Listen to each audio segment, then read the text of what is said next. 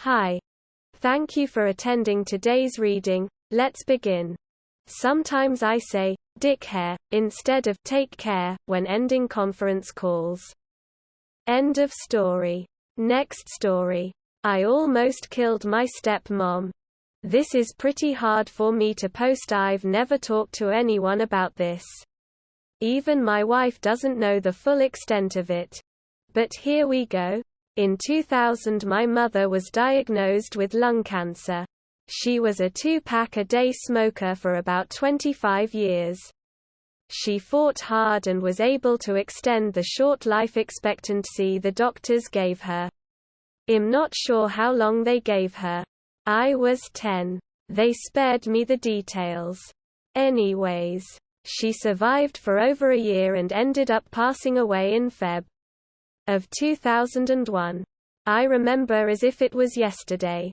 Her best friend came over the very next day as we were in mourning to pay respects and say goodbye to her friend. Which is normal and fine. The thing I felt weird about was that same night. The day after my mother's passing. She spent the night with me and my dad. She slept on the couch. At the time I didn't think too much of it. Had other things on my mind. Obviously. Plus we had numerous family and friends coming by and sleeping over before her passing as well. So I grew semi-used to it. Time goes by and it seems every other night Shush is sleeping over. Within the first month of my mother's death, Shush is finally sleeping in my dad's room with him. During this time she was respectful and nice. She brought her 2 youngest kids a lot as well. Which was nice at the time. Fast forward 3 months. We ended up moving and she and her 2 kids end up coming with us. By this time they are already talking about marriage. Which I strongly protested. Along with every single family member of mine as well. They decide to ignore me. And everyone else. And get married. The same year my mother passed away. At first things were the same as they were. But as time went on she began to show favoritism to her own kids. Which I guess is understandable. But to the extent that it grew was kind of disturbing. She'd let her kids get away with murder. They would taunt me. Make fun of my dead mom. Threw ashtrays at me yelling, "Your mom wants a hug." She was cremated. So pretty much anything with ash was fair game to use to fuck with me. A year goes by in the new house and me being a skater kid. I frequented the skate park a lot. On my way back home one day, I ate shit bad. Hit a crack in the road on a very steep and large hill. I was probably going in excess of 20 miles per hour. The board stopped. My body flew. Then rolled a few more feet. I was barely able to move but managed to hobble back. Cradling my arm like a baby and screaming at the tops of my lungs the entire way home. As I'm walking up she intercepts me in the garage and accuses me of overreacting and tell me to, quote, stop being a little pussy. I knew there was something wrong with my arm, considering I was physically unable to move it at all. But she wouldn't listen to me and my dad wasn't home from work yet either. For hours I waited for him to show up and when he does. It turned out my SM had already talked to him. So he wouldn't listen either. The next day was a school day. I remember this because I was awoken by my SM's little cretin of a son throwing my full backpack onto my chest to wake me up. I woke up screaming. SM comes running to the room and promptly tells me to shut the fuck up. You're not hurt. Stop faking cause you're still going to school. Well, I couldn't stop. I was in agony. I was still holding my arm like a baby. So she punched my bicep. In the fashion Friends would I guess you could say. And said, I'm taking your dumb ass to the hospital just to make you feel stupid when they tell you nothing is wrong. Quote. Well, upon seeing the doctor, He almost immediately says, "Yup. Your shoulder is broken. I can tell by the way you're instinctively supporting your arm." SM was silent. Doctor set up X-rays. Turns out my collarbone was completely shattered. Proved her ass wrong. But it only fueled her rage more, it seemed. She became spiteful. Took away all my skateboards, bikes, anything that I could ride. My arm was in a sling anyways, so wasn't like I could use them anyways. But she had no intent on giving them back to me. In fact, she gave them to her own son. Even my own dad said it was for the best because I've shown to be irresponsible with them and can't use them correctly. Only thing I was able to do was play video games. Barely. Considering my arm was completely bundled up. Another few months go by and my arm is healing up good. And we all go on an easy hike in the desert. We find and pick some wild cactus apples. Excited and eager. I start eating one with the help of my dad. Turns out there were little mites in the fruit. And I contracted scabies. Half of my face swells up in the most morbid of ways. Couldn't talk right. Couldn't open one of my eyes. I was fucked up. My older sister. That I just realized I haven't mentioned it all yet in this post.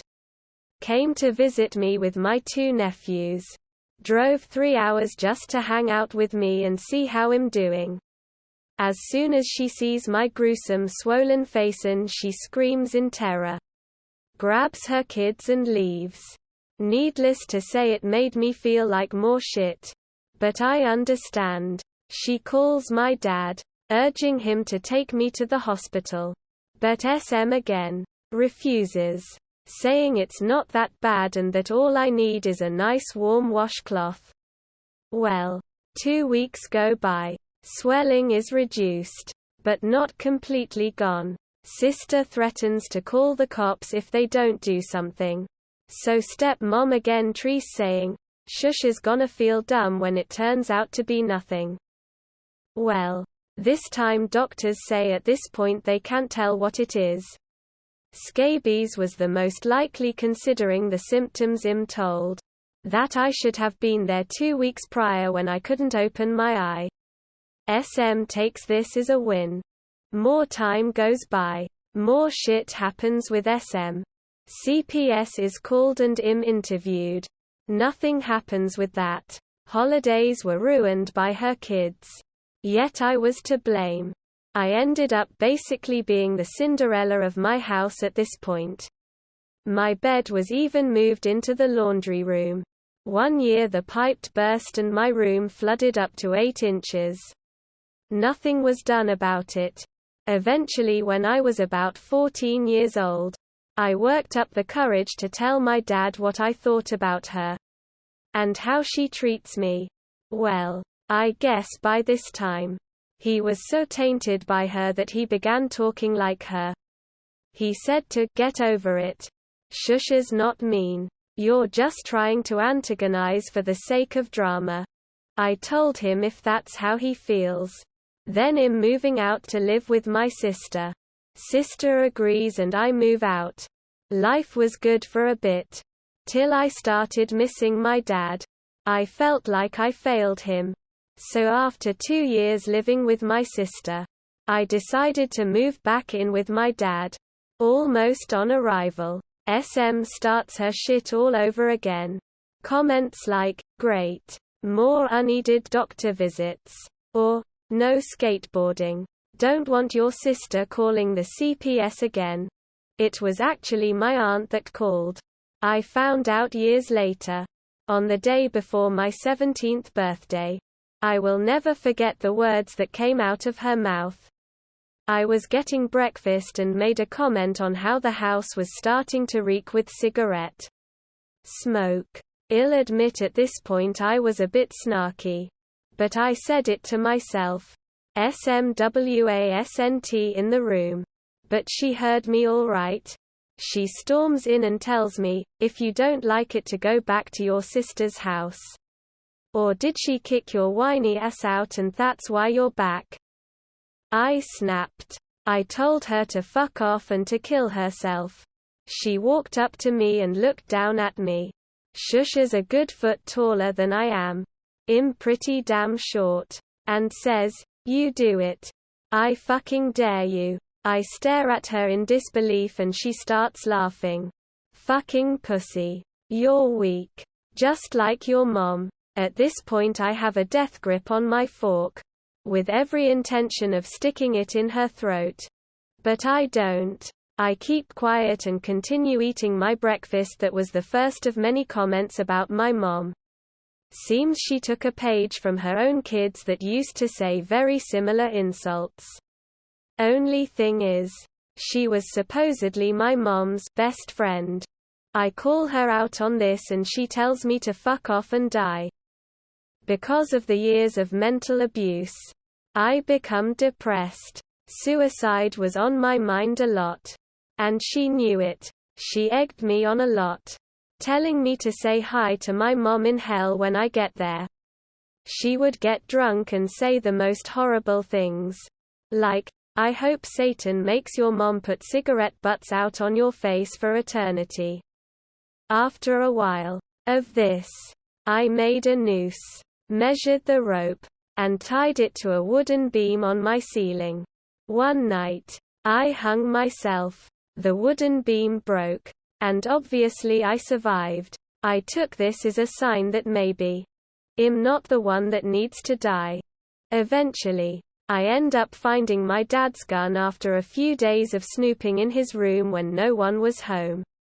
I hid it in my room and kept telling myself on repeat, "Next time Shush is blind drunk." Well, a friend came over one night and we began talking a bit. I told him I was fed up and that I had a plan. I didn't go into details. But he's a smart person. He was able to figure out what I was planning pretty easily. He began crying to me. He pleaded for me not to go through with anything and to move back into my sister's house. This went on for quite a bit. But eventually he talked me out of it. I showed him the gun and he snatched it so fast and took off out of my house and down the road to the lake. He tossed that motherfucker as hard as he could into the water. Somehow seeing that made me feel better. Anyways, I realize this is pretty anticlimactic. But after that I just ended up moving back in with my sister. No one in the family has any contact with my dad or his wife anymore, and at this point, I think that's his choice. It's been over 10 years since then. I've moved across the country to numerous different states. I've made a career and name for myself. I got married to my dream girl and we have the best little girl together. Things could not be better. Last I heard, SM's two youngest are in rehab centers. And SM had a massive heart attack that almost killed her. Surprised me that she even has a heart. Karma, I'm guessing. Anyways, that's my life. Laid out in all its poorly written glory. I'm sure some people won't buy this.